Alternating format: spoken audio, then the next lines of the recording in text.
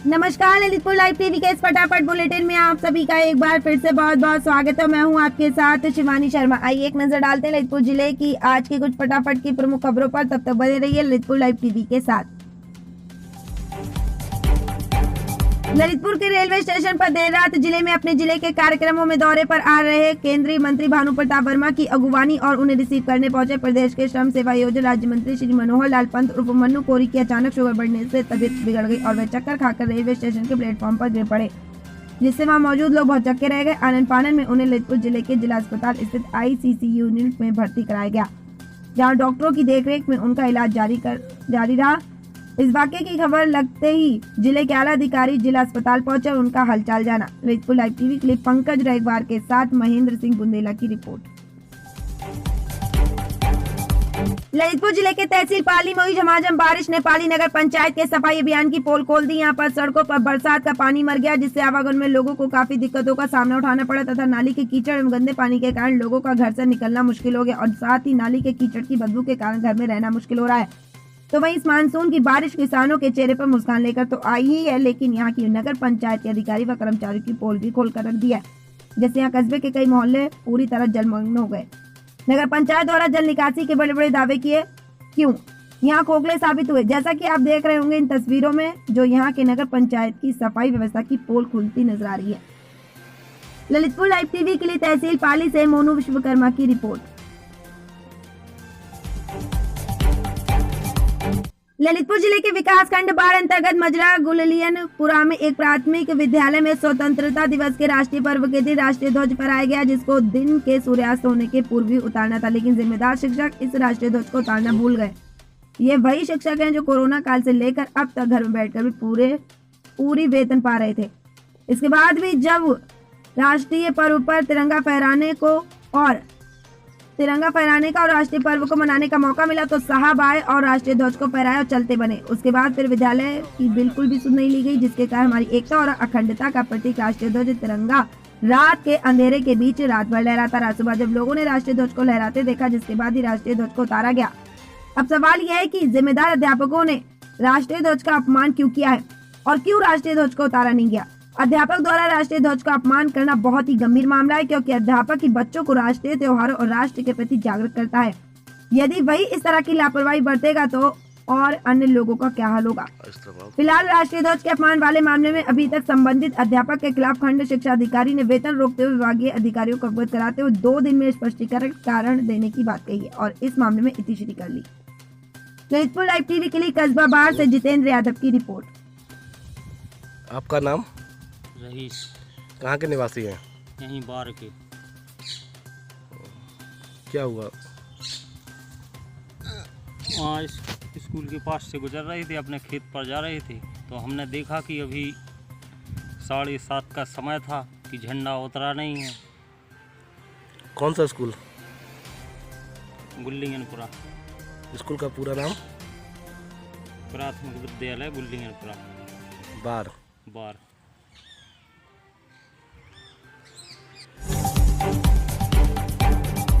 ललितपुर जिले के तहसील मंडावरा क्षेत्र अंतर्गत कस्बे के सामुदायिक विकास भवन मंडावरा में वीरांगना महारानी अवंतीबाई लोधी का 190वां जन्मोत्सव बड़ी धूमधाम से मनाया गया। इस दौरान बाबू गंधर्व सिंह लोधी, प्रदेश महामंत्री अखिल भारतीय लोधी महासभा उत्तर प्रदेश के नेतृत्व में अभिलाषा पेट्रोल पंप से सैकड़ों कार्यकर्ताओं ने बाइक रैली निकालकर कार्यक्रम को विधिवत रूप दिया। इसमें कार्यक्रम के मुख्य अतिथि उत्तर प्रदेश शासन के श्रम सेवा योजना राज्य मंत्री श्री मनोहर लाल पंत उर्फ मन्नू कोरी, साहित्य महासभा के जिलाध्यक्ष शिक्षक भरत सिंह लोधी एवं सपा पूर्व जिलाध्यक्ष ज्योति सिंह लोधी, बसपा पूर्व जिलाध्यक्ष चंद्रभान सिंह बेसरा, जिला महामंत्री धनीराम सिंह राजपूत, मुकेश करमरा विशिष्ट अतिथि रहे। सर्वप्रथम महारानी अवंतीबाई लोधी, स्वामी ब्रह्मानंद महाराज, बाबा साहब भीमराव अम्बेडकर के चित्र के समक्ष दीप प्रज्वलन कर पुष्पांजलि अर्पित की गई। तदुपरांत इसके महासभा के पदाधिकारियों ने उपस्थित अतिथियों को माल्यार्पण कर सम्मानित किया गया। इस दौरान तमाम वक्ताओं ने महारानी साहिब के गौरवशाली इतिहास पर विस्तार पूर्वक चर्चा करते हुए समाज में व्याप्त कुरीतियों का पुरजोर विरोध किया और समाज को शिक्षा से जोड़ने हेतु जागरूकता का परिचय दिया। ललितपुर लाइव टीवी के लिए तहसील मंडावरा से प्रकाश राय की रिपोर्ट। आपको भी सम्मान करना चाहिए और ध्यान में रखना चाहिए। साथियों, बाबा साहब डॉक्टर अम्बेडकर ने कहा है कि इस देश में caste system and caste behaviour effective in India, जाति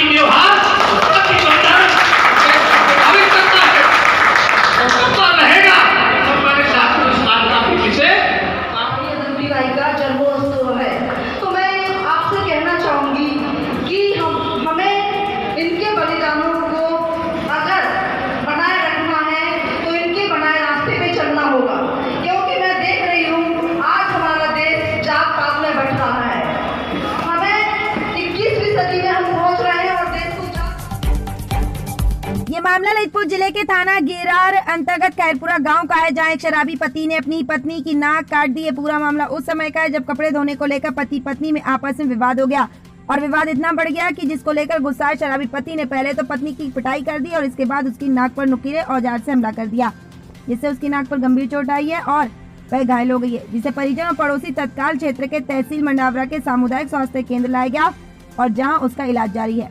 तो वह इस पूरे घटनाक्रम को लेकर आरोपी पति के खिलाफ थाना ग्राम पुलिस ने मामला दर्ज कर लिया गया है और आरोपी पति को पकड़कर थाने ले आई है। ललितपुर लाइव टीवी के लिए तहसील मंडावरा से प्रकाश राय की रिपोर्ट। झांसी जिले के बबीना थाना क्षेत्र अंतर्गत एक मकान में छापा मारकर पुलिस ने ब्रांडेड तेलों की नकली खेप तो पकड़ी है, लेकिन जिसका खुलासा अभी तक नहीं किया गया और न ही आरोपियों को अभी तक पुलिस गिरफ्तार कर पाई है। जैसा कि आपको बताते चले कि नगर में कंपनी के नकली ब्रांडेड कंपनियों की तेल की डुप्लीकेसी की लगातार शिकायतें मिल रही थी, जिसके चलते छापेमारी की गई है, जिसका अभी तक कोई खुलासा नहीं हुआ है। आखिर ये खुलासा क्यों नहीं किया, यह नगर में चर्चा का विषय बना हुआ है और सभी को इस खुलासे का इंतजार है। ललितपुर लाइव टीवी के लिए बबीना से गोविंद यादव की रिपोर्ट। ललितपुर जिले के बानपुर थाना क्षेत्र के अंतर्गत ग्राम पंचायत गुगरवारा के पंचायत भवन में राष्ट्रीय ध्वज का उपमान जिम्मेदार मौन ग्राम प्रधान तथा वार्ड मेंबर के साथ और भी गणमान्यों के बीच हुआ था यह ध्वजारोहण। उसके बाद उसे वैसे ही लगा छोड़ जिम्मेदार भागे। जब ग्रामीणों ने शाम 7 बजे देखा यहाँ के पंचायत भवन में जो का त्यों लगा हुआ है राष्ट्रीय ध्वज, तब जाकर ग्रामीणों ने इसकी फोटो वीडियो बनाकर शुरू कर दी, जिसकी भनक क्षेत्र के ग्राम प्रधान को लगी। तो आनन फानन में शुभचिंतकों के साथ मौके पर पहुंचा और राष्ट्रीय ध्वज को अपने सामने ही उतरवाया और अपनी लापरवाही का सबूत पेश किया। ललितपुर लाइव टीवी के लिए ग्राम गुगरवारा से राशु जैन की रिपोर्ट। ये मामला ललितपुर जिले के थाना शहर कोतवाली क्षेत्र के पेसनारी बाग स्थित मास्टर कॉलोनी इलाके का है, जहां ज्ञात कारणों के चलते अपने घर में एक युवक ने फांसी लगाकर दी अपनी जान। मृतक युवक जो कि पेशे से ट्रक ड्राइवर था। ललितपुर लाइव टीवी के लिए महेंद्र सिंह बुंदी। ललितपुर में सावन के आखिरी सोमवार के दिन शिवालयों में भक्तों का उमड़ा सैलाब। श्रद्धालुओं ने सुबह से ही मंदिरों परिसर में जाकर देवों के देव महादेव के किए दर्शन। सवेरे से ही लोग बड़ी संख्या में मंदिर पहुंचकर भगवान भोलेनाथ के दर्शन कर पुण्य लाभ उठा रहे हैं। कहा जाता है कि सावन के सोमवार में भगवान भोलेनाथ के दर्शन करने से बड़ा पुण्य लाभ मिलता है। बड़ी संख्या में महिलाएं सोमवार के दिन व्रत रखती हैं और भगवान भोलेनाथ से अपने परिवार की सुख समृद्धि की कामना करती हैं। देखिए विस्तृत रिपोर्ट। ललितपुर लाइव टीवी के लिए पंकज एक बार के साथ लक्ष्मण सिंह बुंदेला की रिपोर्ट।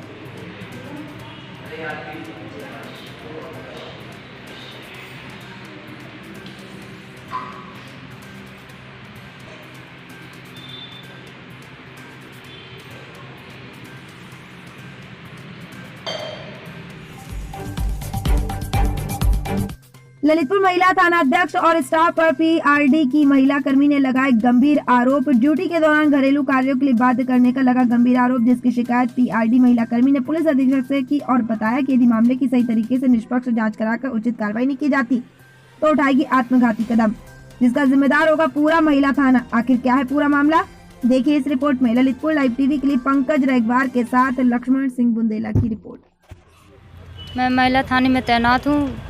स्वाति शुक्ला बहुत पीड़ित करती है हम लोगों को घरेलू काम करवाने की। उस पर राजकुमारी और पीआरडी सरोज यादव उनके घर पे काम करने जाती हैं और काम करने पर मना करने पर इन लोगों ने हमारी ड्यूटी हटा दी गई।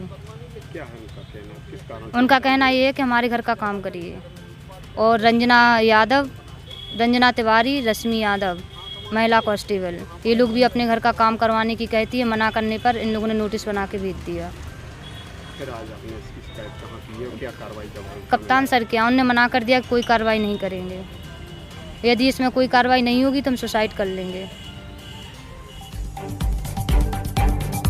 आइए अब डालते एक नजर अब ललितपुर जिले के डीएमओ पुलिस अधीक्षक कार्यालय की ओर, जहां दूर दराज के ग्रामीण अंचलों से आए फरियादी अपनी अपनी क्या समस्या लेकर पुलिस अधीक्षक महोदय के पास फरियाद लगाने आए और उनकी क्या है समस्याएं तथा किस तरह होता है उनकी समस्याओं का निराकरण। तब तक बने रहिए ललितपुर लाइव टीवी के साथ। जी क्या नाम है आपका?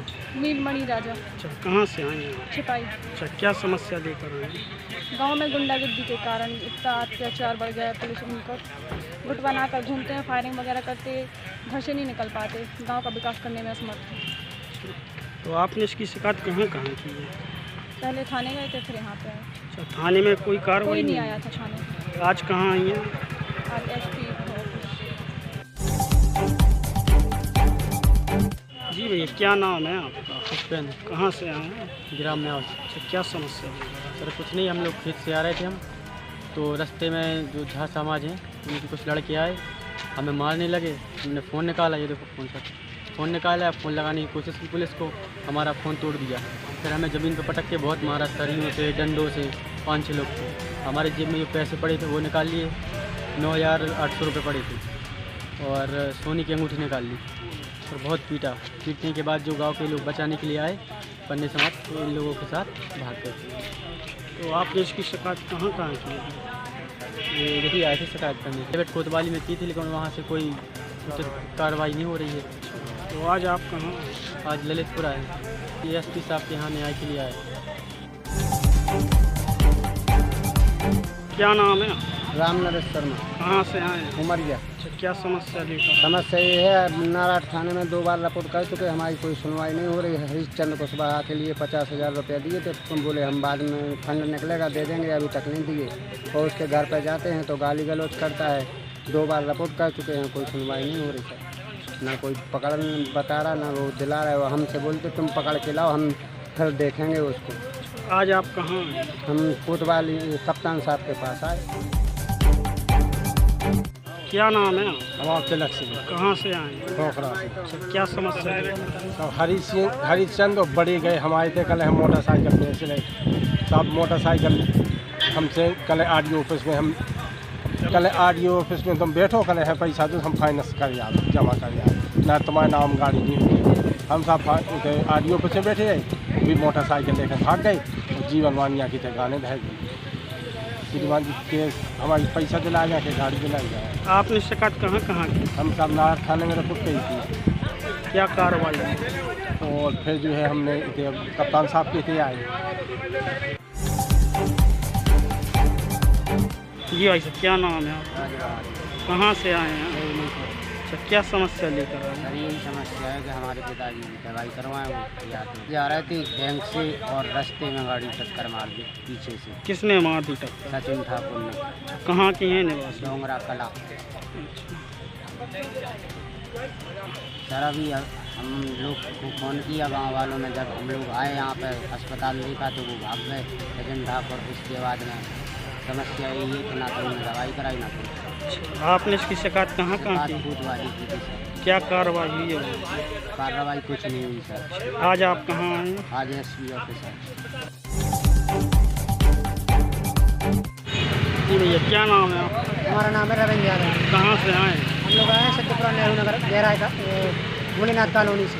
क्या समस्या लेकर? समस्या ये है, काफ़ी सालों से हम लोग परेशान हो रहे हैं, बहुत कीचड़ मचता है और दूर नहीं डलवा रहा है कोई। हम पार्षद के पास जाते हैं तो बोलता है तो वहाँ पे अभी नहीं हो पाएगा। आज बच्चे आप लोग स्कूल कहाँ जाते हैं हैं? तो काफ़ी बहुत दिक्कत होती, गड्ढे पड़े हैं वहाँ पर बहुत। और हम लोग का ज्ञापन देने आए डीएम साहब के पास, और अभी ज्ञापन दे के आए नगर पालिका में, फिर आई नहीं हमारे पास। और 5 साल से हम लोग है जो इस मुसीबत का सामना कर रहे हैं।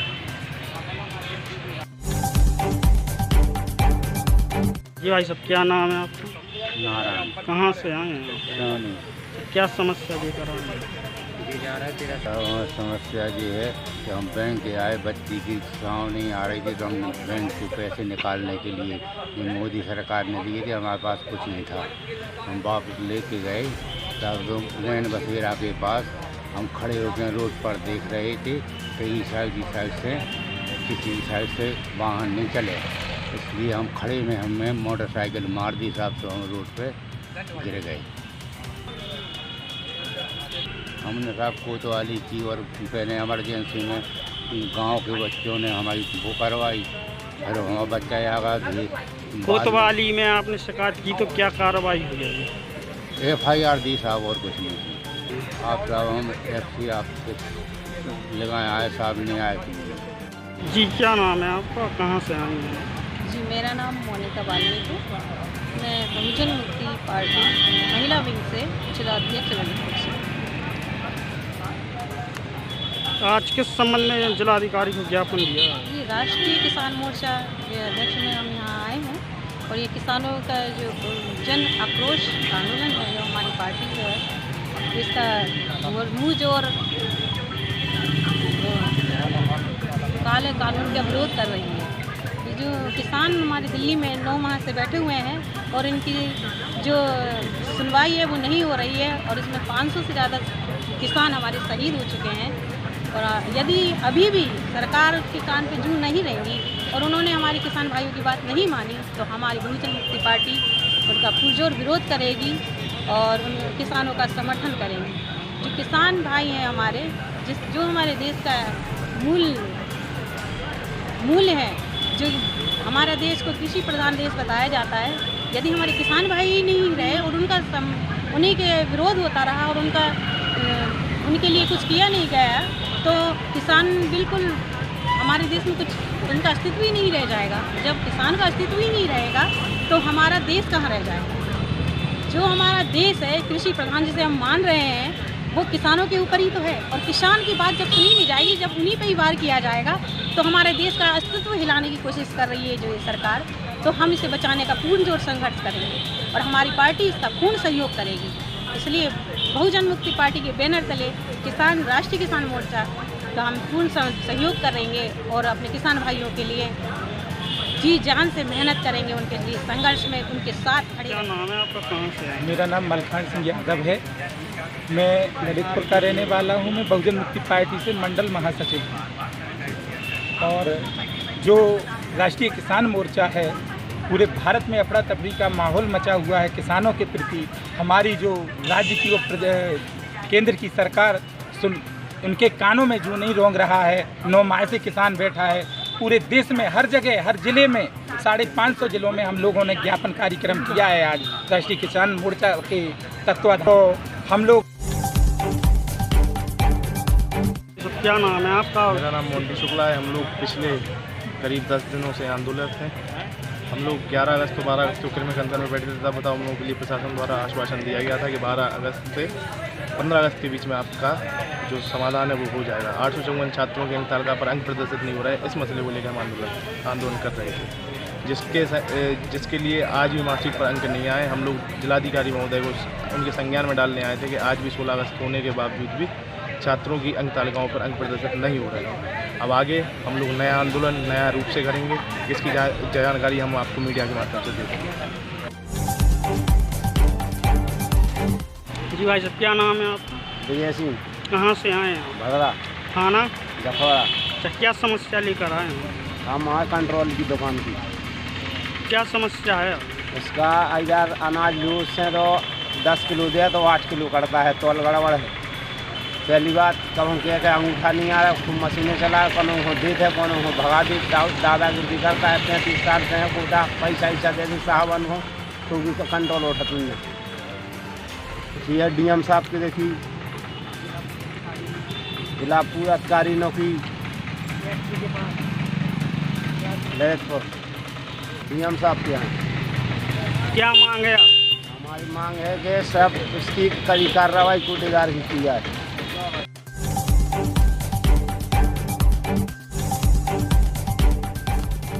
तो ये थी आज की ललितपुर जिले की प्रमुख और खास खबरें।